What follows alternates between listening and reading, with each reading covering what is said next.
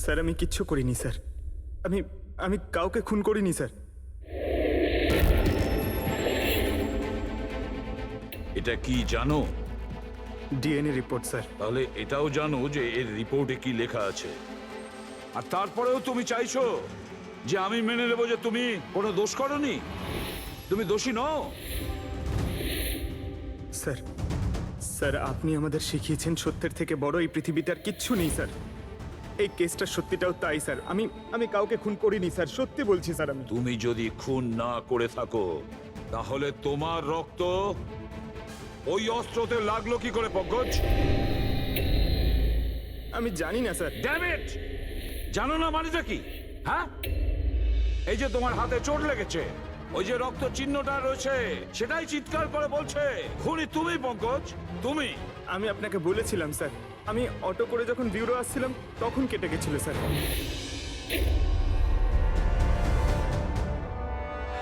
Sir এটাও তো হতে পারে যে কেউ পঙ্কজকে ফাঁসানোর চেষ্টা করছে।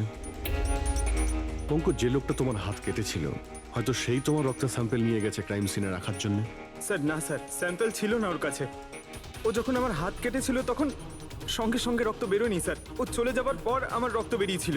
ওর কাছে আমার স্যাম্পল থাকতেই পারে না স্যার। যদি তোমার রক্ত কেউ না নিয়ে থাকে তাহলে তোমার রক্ত ক্রাইম সিনে শুধু একটা কারণেই যেতে পারে পঙ্কজ, আর সেটা তখনই যখন তুমি ওখানে খুন করতে গিয়েছিলে।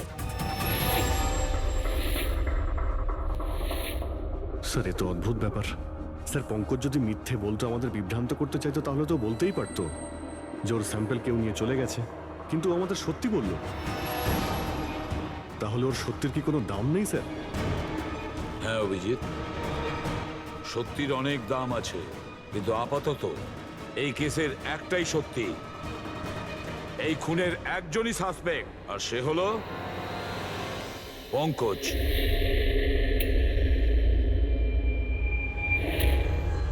আমি তোমাকে সিআইডি থেকে সাসপেন্ড করছি। স্যার স্যার আমার কথা বিশ্বাস করুন, আমি কিচ্ছু করিনি। আমি খুন করিনি, আমি আমার বাবার দিব্যি করে বলছি স্যার। তোমার গান আর ব্যাচ। স্যার, একজন ছেলে তার বাবার শ্রাদ্ধের দিন কিভাবে তার মিথ্যে দিব্যি কাটতে পারে স্যার? আমি তোমাকে জিজ্ঞেস করিনি ফেডরিক। গান আর ব্যাচ।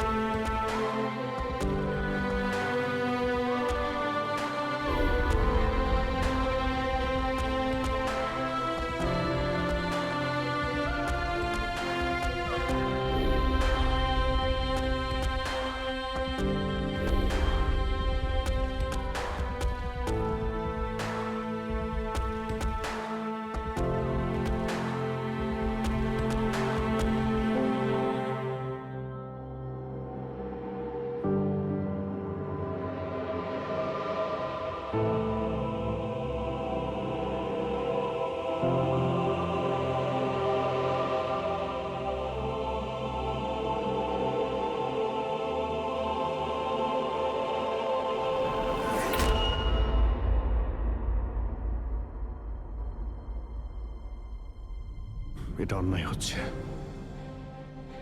এটা খুবই অন্যায় হচ্ছে। নো অফেন্স স্যার, কিন্তু আপনি আপনি সবসময় আমাদের উপরে এইভাবে সন্দেহ করতে পারেন না স্যার। এটা তুমি কি বলছো অভিজিৎ? কি ভুল বললাম আমি? যখনই কোনো সিআইডি অফিসারকে মিথ্যে ব্লেম দেওয়া হয়েছে, আপনি আমাদের উপর কখনোই ভরসা করেন না। এটা তুমি কি বলছো অভিজিৎ? আমি তোমার কাছে এটা আশা করিনি। স্যার, আমাদেরও আপনার কাছে কিছু আশা থাকে স্যার। আপনার একটা ইশারায় আমরা যে কোনো মুহূর্তে জীবন দিতে প্রস্তুত থাকি। তাহলে এটুকু আশাও কি অন্যায় যে আপনি খারাপ সময় আমাদের পাশে থাকবেন, আমাদের আপনি সহযোগিতা করবেন? তোমাদের আমি সহযোগিতা করি না? সত্যিটা জানার চেষ্টা করিনি? সত্যিটা জানার চেষ্টা করে অনেকবার আপনি আমাদের আত্মসম্মানে আঘাত করেছেন স্যার। আমাদের দায়িত্ব আর কর্তব্যকে আপনি সন্দেহ করেছেন। যখন আমাকে মিথ্যে অপবাদ দেওয়া হয়েছিল, আপনি আমার উপরে ভরসা করেননি স্যার। আর যতক্ষণ পর্যন্ত অভিজিৎ নিজেকে নির্দোষ প্রমাণিত করছে, ওকে জেলেই থাকতে হবে। যখন দয়াকে মিথ্যে অপবাদ দেওয়া হয়, তখন ওকেও আপনি ভরসা করেননি স্যার। কিন্তু হয়তো আপনি একটা কথা ভুলে গেছেন, একবার আপনাকেও এরকম মিথ্যে অপবাদ দেওয়া হয়েছিল স্যার।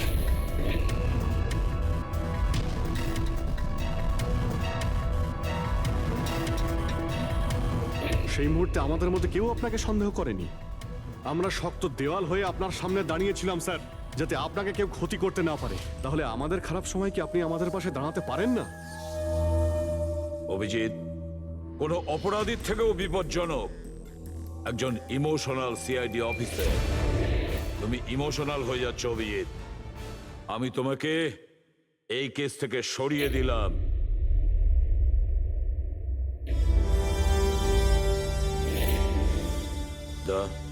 পুরবি, আজ থেকে পঙ্কজের কেস তোমরা দুজনে ইনভেস্টিগেট করবে। শুধু শুধু তোমরা দুজনে। ঠিক আছে স্যার। এখন আমার উপরে আপনার এতটুকুও ভরসা নেই যে কেসটাকে আমি নিউট্রাল ভাবে দেখতে পারবো কিনা। এত বছর ডিউটির পর এরকম মেডেল তো ভাগ্যবানেরাই পায়। Thank you sir.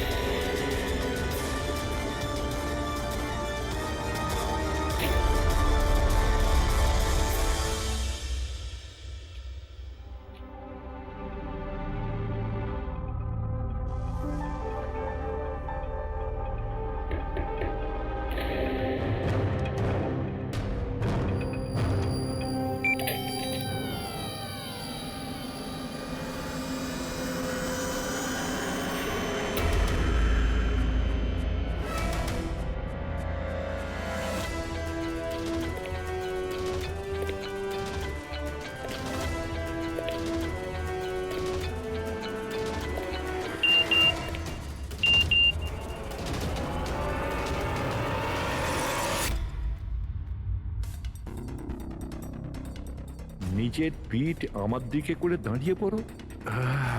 চলো এটাও করে দেখে নি।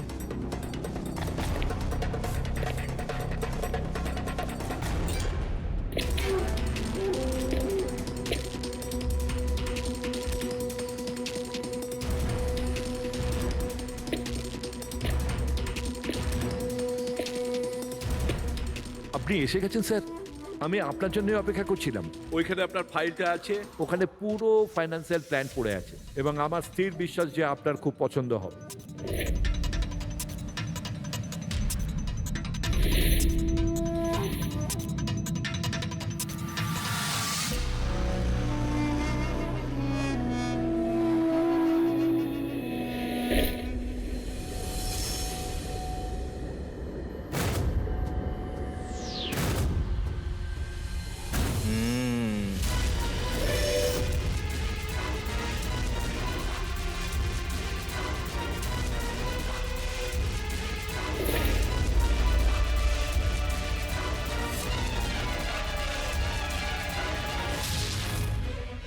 আরে এ তো নকল।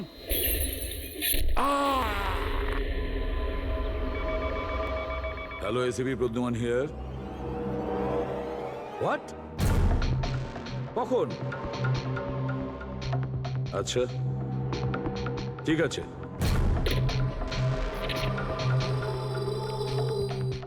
তা অভিজিৎ, বিক্রম বিজয় খুন হয়েছে।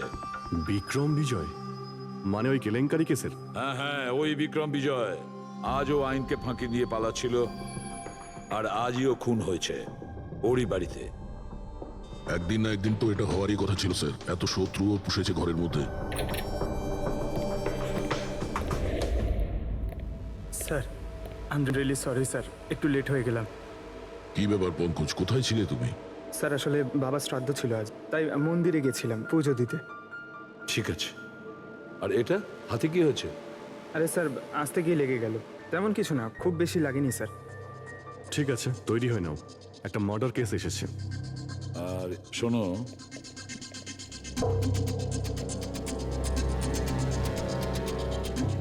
কার আবার মার্ডার হলো? বিক্রম বিজয়ের।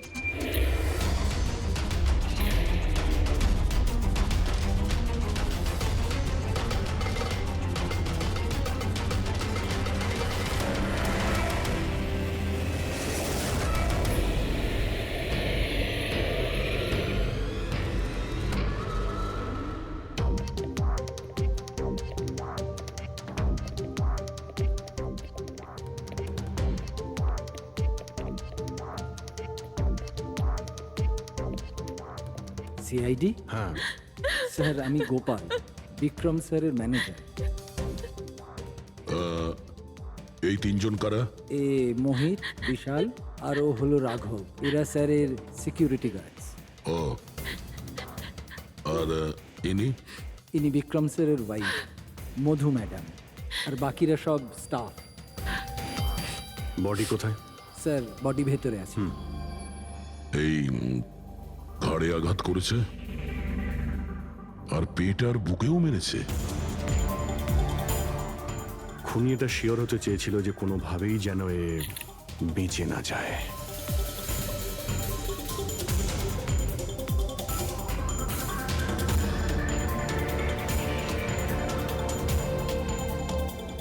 মনে হচ্ছে এটা দিয়ে আঘাত করেছে এর উপর।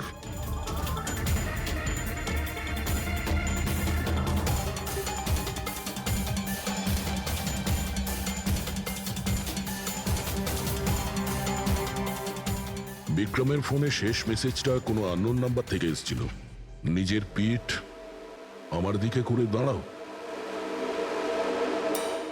পিঠ আমার দিকে মানে ওই লোকটা কি একে নিজের মুখ দেখাতে চাইনি নাকি?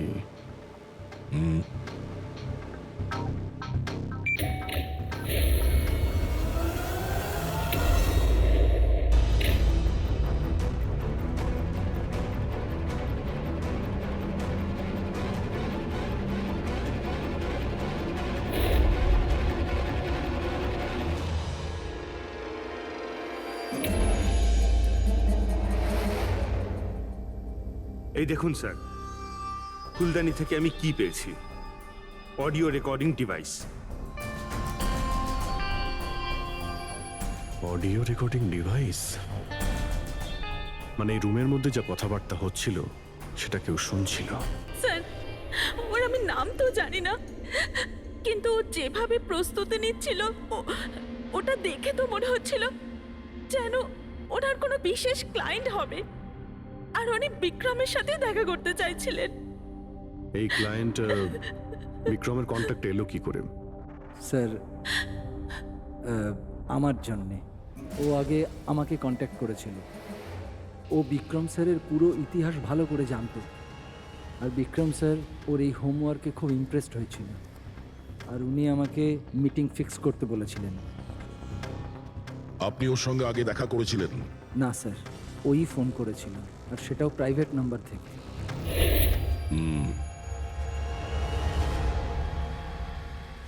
তাহলে আপনারা মিটিং এর আগে সবকিছু দেখে নিয়েছিলেন? হ্যাঁ হ্যাঁ স্যার। ওই রুমটা খুব ভালো করে চেক করে নিয়েছিলেন তো? হ্যাঁ। তাহলে এই অডিওর রেকর্ডিং ডিভাইস এটা রুমের মধ্যে এলো কি করে? স্যার এটা কোথায় ছিল? ফ্লাওয়ার পটের মধ্যে। ফ্লাওয়ার পটে? ওটা তো তুই চেক করেছিলিস না মোহিত? আমি চেক করেছিলাম স্যার, কিন্তু আমি এটা ফ্লাওয়ার পটে দেখতে পাইনি। দেখতে পাননি? আগে না। আচ্ছা, কিভাবে তুমি দেখলে না? ব্যুরো চলো, ওখানে সবাই খুব ভালোভাবে দেখতে পায়।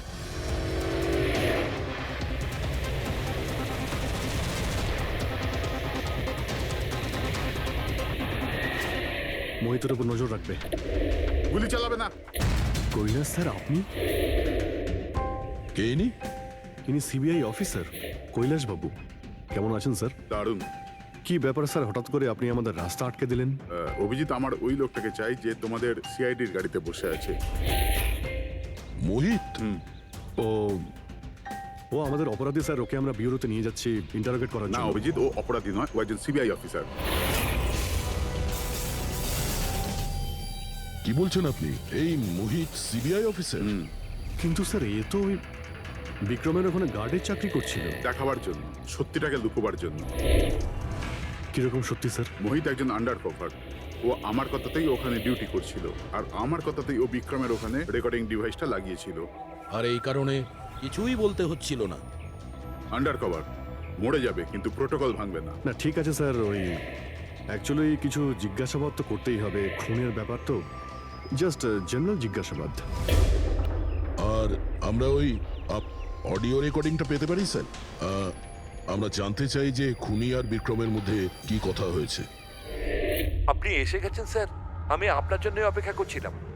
ওইখানে আপনার ফাইলটা আছে, ওখানে পুরো ফাইন্যান্সিয়াল প্ল্যান পড়ে আছে, এবং আমার স্থির বিশ্বাস যে আপনার খুব পছন্দ হবে। এটা নকল। আরে, মনে হচ্ছে এই বিক্রম বিজয় খুনিকে চেনে, সেই কারণে খুনি ওকে নিজের মুখ দেখতেই দেয়নি। আর যখন বিক্রম জানতে পারে যে যে টাকাগুলোকে দেওয়া হয়েছে সেগুলো নকল, তখন সে বিক্রমকে খুন করে আর ব্যাগ নিয়ে চলে যায়। একটা কাজ করি আমরা, এই মোহিতকে, আন্ডার কভার পুলিশকে কিছু জিজ্ঞাসাবাদ করি। আই এম সরি স্যার, এই কেসটা এখনো বন্ধ হয়নি। এই জন্য আমি যদি আপনাদের এর থেকে যদি কিছু বেশি বলি তাহলে প্রোটোকল ভাঙা হবে, হুইচ আই ডোন্ট ওয়ান্ট। দেখো মোহিত, আমি তোমার প্রোটোকলকে রেসপেক্ট করি। এমন তো কিছু পেয়েছো তোমার ইনভেস্টিগেশন চলাকালীন যেটা হয়তো তোমার প্রোটোকলের মধ্যে পড়ে না, আর সেই জন্য তুমি আমাদের কিছু বলতে পারো। কিছু তো একটা বলবে যে সূত্র ধরে আমরা খুনি পর্যন্ত পৌঁছতে পারি। আমি আপনাদের শুধু এটা বলতে পারি যে গত কয়েক বছর ধরে সিবিআই এই বিক্রমের পিছনে পড়েছিল। আজ থেকে 15 বছর আগে, সাল 2002-তে সিবিআই এক আন্ডার কভার অফিসারকেও বিক্রমের পিছনে লাগিয়েছিল কিছু বিশেষ প্রমাণ জোগাড় করতে, কিন্তু কিছু পাওয়া যায়নি। আর আনফর্চুনেটলি আমাদের এই অফিসার মারা যান। এক মিনিট, নাম কি ছিল এই অফিসারের? ইন্সপেক্টর অধিরাজ।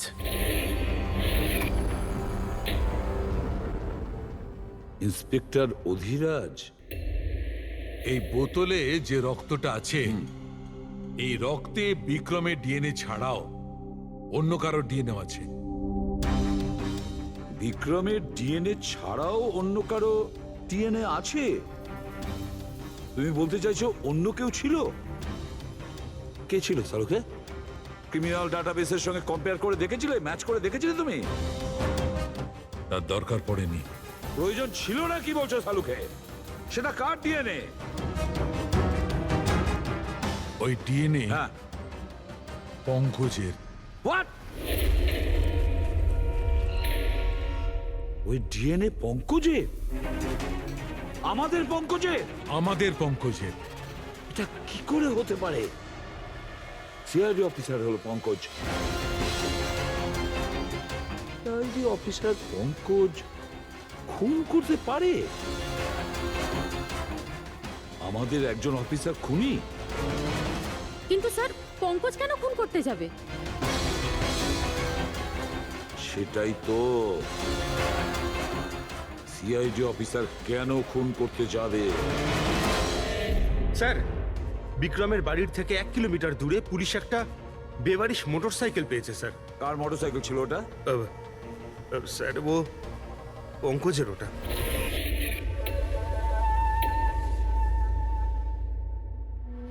ভাবছিলাম তাই। তার মানে পঙ্কজের বাইকটা পাওয়া গেল ওখানে, আর আপনাদের কারুর অবাক লাগলো না? ফ্রেডি, বিক্রম বিজয় যে মারা গেছে আজ 15 বছর আগে, অধিরাজ বাবু পঙ্কজের বাবা একটা আন্ডার কভার কপ বডিগার্ড সেজে বিক্রম বিজয়ের বিরুদ্ধে প্রমাণ জোগাড় করছিল, আর সেই কারণে ও মারাও গেছে। তার মানে স্যার পঙ্কজ এটা ভাবে যে পঙ্কজের বাবার মৃত্যুর পিছনে এই বিক্রম বিজয়ের হাত রয়েছে, আর এই জন্য ও ওর বাবার মৃত্যুর প্রতিশোধ নেবার জন্য।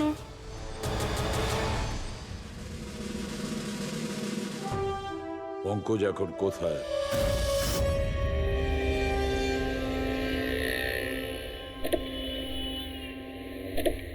আরে স্যার, আপনারা? আরে এই প্রশ্নটাই তো আমরা তোমাকে জিজ্ঞেস করছি। তুমি এখানে কি করছো? তুমি তো অসুস্থ ছিলে। আরে স্যার, বাইক চুরি হয়ে গেছিল আমার। এই সামনের থানাতেই রিপোর্ট লেখাতে এসেছিলাম। এই দেখুন। আমরা জানি তোমার বাইকটা কোথায়। আপনারা কি করে জানলেন স্যার? তোমার বাইক বিক্রম বিজয়ের বাড়ির কাছে পেয়েছি। সেই বিক্রম বিজয় যে তোমার বাবার খুনি। যখন বিউরোতে এসিপি স্যার বলল যে বিক্রম বিজয়ের খুন হয়েছে, তখন তুমি জানতে না ওই বিক্রম বিজয়? হ্যাঁ স্যার। আরে তাহলে তুমি বিউরোতে কেন বললে না? তোমার বলা উচিত ছিল যে বিক্রম বিজয়ই তোমার বাবার খুনি। স্যার, বাবা শ্রাদ্ধ ছিল স্যার। মন্দির থেকে ব্যুরো আসছিলাম, ওনার ব্যাপারেই ভাবছিলাম, আর কিছু খেয়াল ছিল না স্যার। একদম কিছু মাথায় আসছিল না, বুঝতেই পারছিলাম না কি করব। আর এই যে তোমার হাতটা কাটা, এক্স্যাক্টলি কি হয়েছিল? স্যার, এটা তো মন্দির থেকে যখন আমি অটোতে ফিরছিলাম।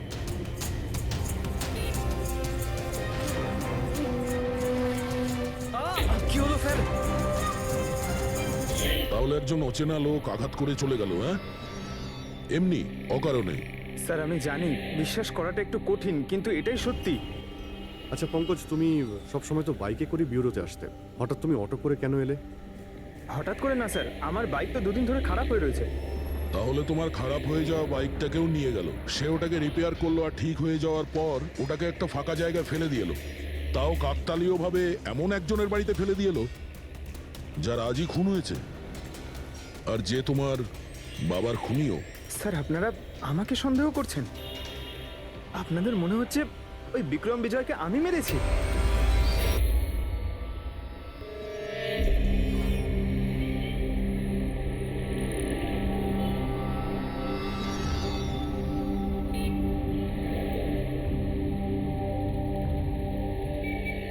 যদি এই পঙ্কজ নিজের বাড়ি থেকে বিক্রম বিজয়ের বাড়িতে যায়, তো এখানে এই জাংশন থেকেই গিয়েছে।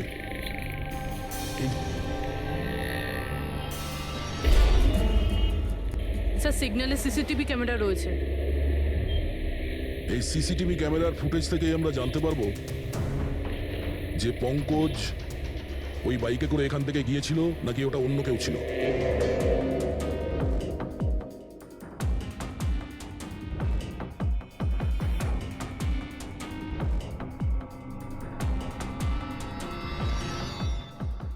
এক মিনিট রিওয়াইন্ড করো, পজ করো। স্যার, এই দেখুন, একে পঙ্কজের মতনই দেখতে লাগছে না? বাইকের নাম্বার হলো XYA 4784। স্যার, পঙ্কজের বাইকের নাম্বারও এটাই? পুরবি, এই পঙ্কজ এতটা তো ভুল করবে না যে একটা অপরাধ করতে যাওয়ার আগে রাস্তায় আর একটা অপরাধ করবে, সিগন্যাল ভাঙা। নিশ্চয়ই কেউ আছে যে পঙ্কজকে ফাঁসাতে চাইছে, আর সেই কারণে ও সিগন্যালটা ভেঙেছে, যাতে আমাদের যে সন্দেহটা আছে পঙ্কজের উপর, ওটা আরো মজবুত হয়। কিন্তু স্যার, পঙ্কজকে কে ফাঁসাতে চাইবে? হতে পারে ওর কোনো পুরনো শত্রু। স্যার, আমার এমন কোনো পুরনো শত্রু নেই যে আমাকে ফাঁসানোর জন্য এরকম কিছু করবে স্যার। পঙ্কজ খুব ভালোভাবে চিন্তা করো, কেউ তো হবে। না স্যার। যদি তোমার কোনো শত্রু না থেকে থাকে, তাহলে এই খুন তুমিই করেছো। তুমি নিজের বাবার মৃত্যুর প্রতিশোধ নিয়েছো তুমি, আর সেটাও ওনার মৃত্যুবার্ষিকীতে। স্যার, আমার প্রতিশোধ নেবার কোনো মেন্টালিটি নেই স্যার। আমি খুনি না স্যার, আমি একজন সিআইডি অফিসার। যতদূর বাবার কথা স্যার, আমি তো ওনাকে ভালো করে দেখিও নি। স্যার আমার তো এমন কিছু মনেও নেই যে উনি আমাদের সঙ্গে কখনো টাইম স্পেন্ড করেছেন বা আনন্দ করেছেন। স্যার উনি হয়তো কখনো ভাবতেনও না যে ওনার একটা ছেলে আছে যার ওনাকে প্রয়োজন। তার মানে হলো তোমার বাবার সঙ্গে তোমার সম্পর্ক ভালো ছিল না? স্যার উনি একজন আন্ডারকভার কপ ছিলেন, বেশিরভাগই নিজের কাজে ব্যস্ত থাকতেন। বাড়ি, সংসার, সন্তান, পরিজন সেসব নিয়ে উনি কোনোদিন মাথায় ঘামাননি। আমাকে শুধু আমার মাই মানুষ করেছেন স্যার। কিন্তু তাও বলছি পঙ্কজ, তোমার নিজের বাবার সাথে কোনো না কোনো স্মৃতি তো জড়িয়ে থাকবে না? কিছু মনে আছে? শুধু স্যার এইটুকুই মনে আছে আমার স্যার, আমাকে উনি মেলায় ঘুরতে নিয়ে যেতেন, কিন্তু মেলায় নিয়ে যাওয়ার আগে উনি আমাকে হসপিটালে নিয়ে যেতেন প্রতিবার। কি? হসপিটালে? ওটা কেন? হয়তো ছোটবেলায় আমি খুব অসুস্থ থাকতাম, আর উনি হসপিটালে নিয়ে যেতেন, আর আমার খুব ব্যথা লাগতো স্যার। যন্ত্রণা? পঙ্কজ, কোথায় যন্ত্রণা হতো? স্যার পিঠে, এখানে স্যার। পিঠে? পঙ্কজ, ডাক্তার পিঠে কি করতো? না স্যার, তেমন কিছু মনে পড়ছে না স্যার। মনে করো পঙ্কজ, মনে করো কি করতো? তোমার পিঠে ইঞ্জেকশন দিত বা পিঠের থেকে রক্ত বার করতো? কি করতো মনে করো? Sir sir sir drill drill machine দিয়ে কিছু করতো হসপিটালে। কি বলে, ড্রিল মেশিন দিয়ে? আর তারপরে তোমার পিঠে যন্ত্রণা হতো? খুব ব্যথা করতো স্যার, আমি তো এক সপ্তাহ ঠিক করে বসতে পারতাম না। আর তারপর বাড়ি যাবার পর তোমার ঘুম ঘুম পেত, অদ্ভুত কিছু মনে হতো, মাথা ঘুরতো? হ্যাঁ স্যার। স্যার মেলায় যখন আমি ঘুরতে যেতাম তখন ঘোরের মধ্যে থাকতাম স্যার, সারাক্ষণ মাথাটা ঝিমঝিম করতে আর ঘুরতো স্যার। কিন্তু স্যার এই কথাটার কেসটার সাথে কি সম্পর্ক? সম্পর্ক আছে বস। আমার মনে হচ্ছে এর বাবা এর খুব কম বয়সে এর বোন ম্যারো ডোনেট করে দিয়েছিল। কিন্তু স্যার বাচ্চাদের বোন ম্যারো ডোনেট করা তো বেআইনি কাজ। বেআইনি কাজ, কিন্তু আমার মনে হচ্ছে বস টাকার জন্য বা যে কোনো কারণেই হোক ওই ডক্টর এর বাবার জন্য এই সমস্ত করেছে। সেটা বুঝলাম স্যার, কিন্তু আমি এখনো এটা বুঝতে পারছি না যে ওই ঘটনাটার এই কেসের সাথে কি সম্পর্ক। কানেকশন এইটা পুরোপুরি, যখন কাউকে বোন ম্যারো ডোনেট করা হয়ে থাকে তখন যাকে বোন ম্যারো ডোনেট করা হয়েছে সেই ব্যক্তির হিউম্যান কাইমারিজম হয়ে যায়। হিউম্যান কাইমারিজম? এটা কি ডক্টর সালুখে? মনে করো যে যে লোকটাকে বোন ম্যারো ডোনেট করা হয়েছে সেই ব্যক্তিটির শরীরে দুটো ডিএনএ তৈরি হয়ে যায়। একটা ডিএনএ সেইটা যেটা ওর নিজের অরিজিনাল, আর দ্বিতীয় ডিএনএটা তার যার বোন ম্যারো তাকে ডোনেট করা হয়েছে তার। তার মানে ডক্টর, পঙ্কজের বোন ম্যারোটা যে পেয়েছে তার রক্তেও এই পঙ্কজের ডিএনএ আছে? এক্স্যাক্টলি দয়া বস, আমার মনে হচ্ছে সেই ব্যক্তিটা একটা বিশেষ লোক যার জন্য পঙ্কজের বাবা এই কাজ করেছিলেন। এমন কোন বিশেষ লোক যে পঙ্কজের বাবা ইন্সপেক্টর অধিরাজের খুব কাছের মানুষ ছিলেন, আর তার মৃত্যুর প্রতিশোধ নিতে গিয়ে ও একটা খুন করে বসে। কিন্তু কে?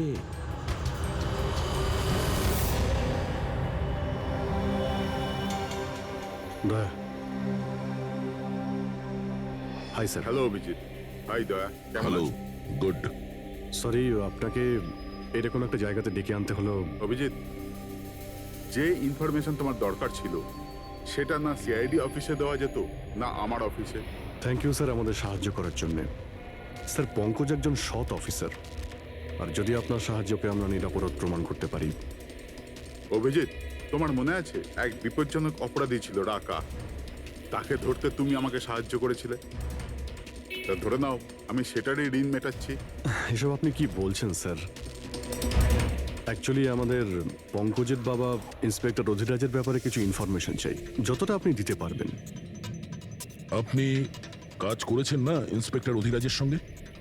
হ্যাঁ দয়া, অধিরাজ খুবই সৎ ইন্সপেক্টর ছিল আর সাহসীও। আমার তো এটা বলতে গর্ব হয় যে আমরা একসাথে কাজ করেছি।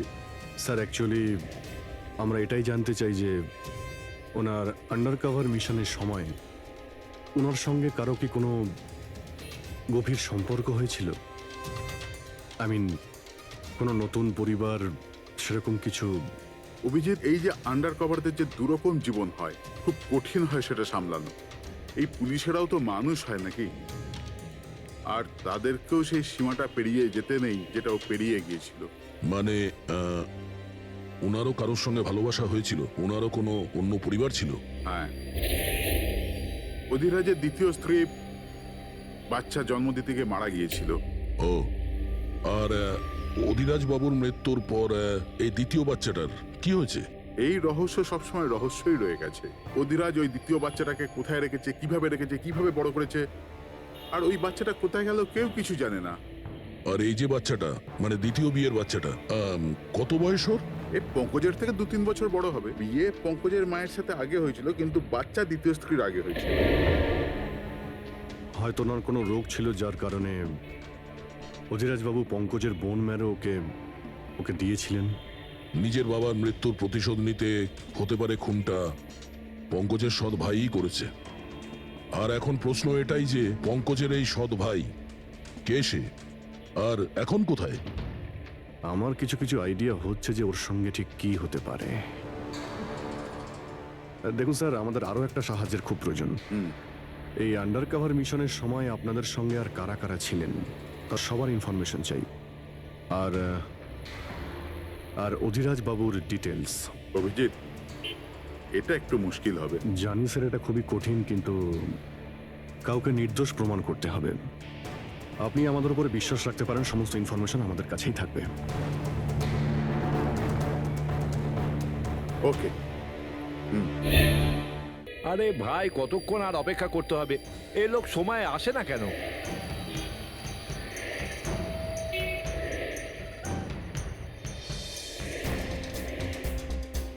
আরে ভাই, আধ ঘন্টা ধরে অপেক্ষা করছি। আজই আমার পুরো টাকা চাই। আজই আমাকে এই শহর ছেড়ে দিতে হবে। তোর হিসাব দা আমি আজ এখনই এই মুহূর্তে করব।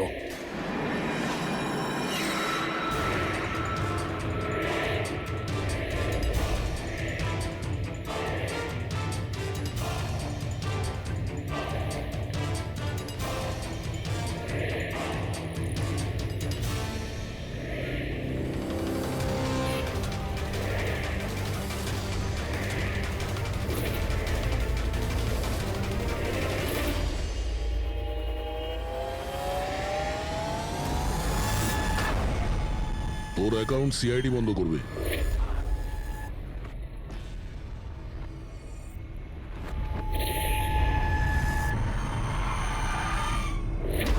বাবার ধার মেটানো প্রত্যেক সন্তানের কর্তব্য,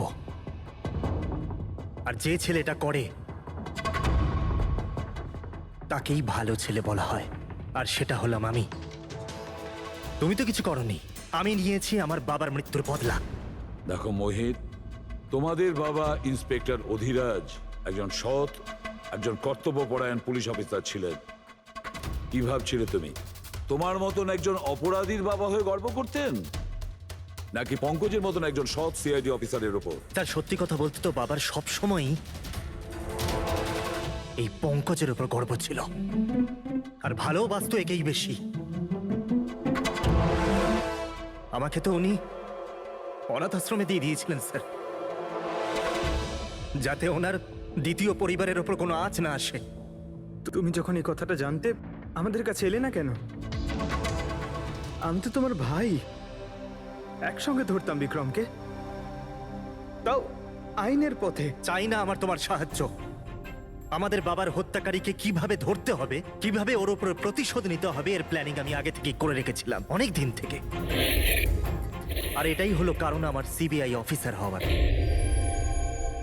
আর ঠিক আমার বাবার মতোই একটা আন্ডার কভার মিশনে গেছিলাম ওই বিক্রমের বিরুদ্ধে, কিন্তু এইবার তাকে সাজা দেওয়ার জন্য নয় স্যার, বরং ওকে শেষ করার জন্য। একজন সিবিআই অফিসার হয়েও তুমি অপরাধ করেছো। তোমাদের মতো অফিসারের জন্যই সবাই আইনের উপরে ভরসা করতে পারে না। এই কাজে কেতন তোমাকে সাহায্য করেছিল না? হ্যাঁ স্যার, কেতনও আমার বাবার সাথে কাজ করত। সেও একজন আন্ডার কভার অফিসার ছিল। সেই আমাকে সবকিছু বলেছে। আর তার বলাতেই আমি জানতে পারি যে ছোটবেলায় আমার একটা অপারেশনও হয়েছিল। আর যখন তুমি জানতে পারলে যে তোমার রক্তে দুটো ডিএনএ আছে, একটা তোমার আর একটা আমার, তুমি খুন করে আমাকেই ফাঁসিয়ে দিলে। হ্যাঁ, আর এই জন্য আমার রক্ত বার করে আমি ওই অস্ত্রের ওপরে ছড়িয়ে দিয়েছিলাম। আর তারপর তোমার হাত কেটেছিলাম, যাতে এক তীরে দুই পাখি মরে। আমার দুই শত্রু, আমার বাবার হত্যাকারী ওই Vikram. Hello Kailash sir. Sir, আমি বিক্রমের রুমেতে অডিও ডিভাইস লাগিয়ে দিয়েছি।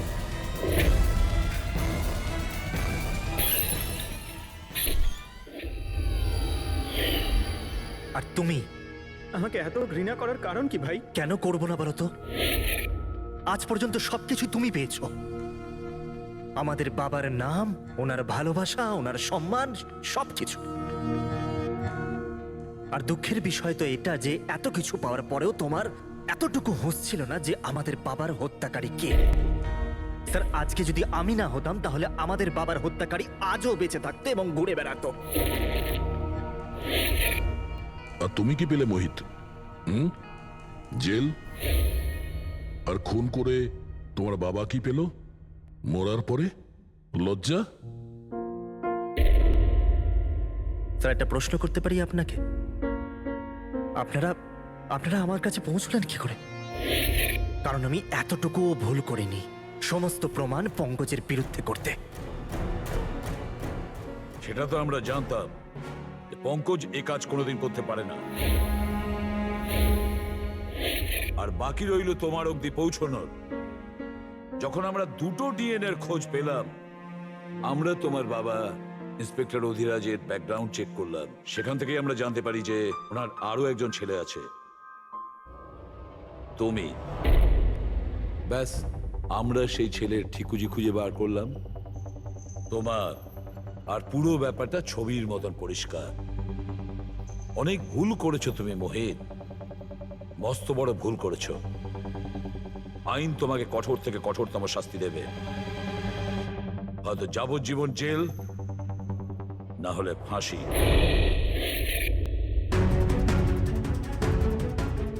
ফ্রেডরিক,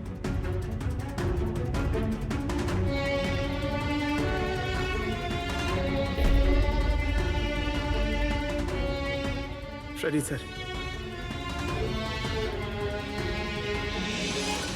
আমি জানি তোমার মনে শুধু আমার প্রতি ঘৃণাই আছে, কিন্তু আমি সত্যি জানতাম না আমার কোনো ভাই আছে।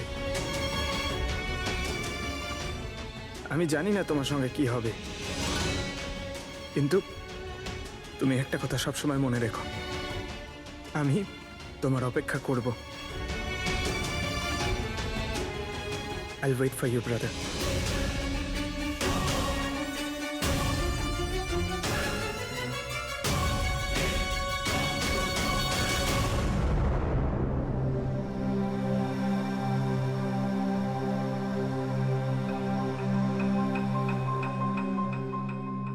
পঙ্কজ, দেখো, তোমার যে ভালো দিকটা আছে না, সেটা কিন্তু বাঁচিয়ে রাখবে খুব ভালো করে। Welcome back to CID. Thank you sir. Sir, I am sorry sir, আপনি ঠিকই বলছিলেন। ইমোশনাল হয়ে আমি স্যার একটু বেশি বলে ফেলেছি। I am sorry. দেখো অভিজিৎ, তোমরা সবাই আমার কাছে শুধু সিআইডি অফিসার নও, তোমরা আমার গর্ব, আমার আত্মবিশ্বাস, তোমরা আমার শক্তি। তোমরা আর এসিবি প্রদ্যুমান আজ পর্যন্ত নিজের শক্তিকে সন্দেহ করেনি, না কোনোদিন করবে। সময় তো সব সময়ই মানুষের পরীক্ষা নেয়, কিন্তু কর্তব্যের পথে চলার সময় যদি নিজের সন্তানের ওপরেও গুলি চালাতে হয়, আমাদের হাত যেন না কাঁপে।